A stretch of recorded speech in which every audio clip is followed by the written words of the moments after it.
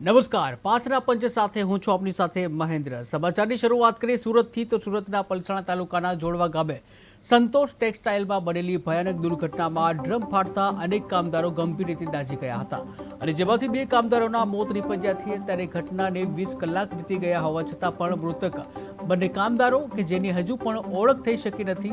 ત્યારે અધિકારીઓ જણાવે છે કે ડીએનએ રિપોર્ટ આવ્યા બાદ જ મૃતકોની ઓળખ શક્ય બનશે। ત્યારે હાલ તો સ્થળ ઉપર એફએસએલ, જીપીસીબી તેમજ સુરત જિલ્લા પોલીસ તંત્ર પણ તપાસમાં લાગી ગયું છે।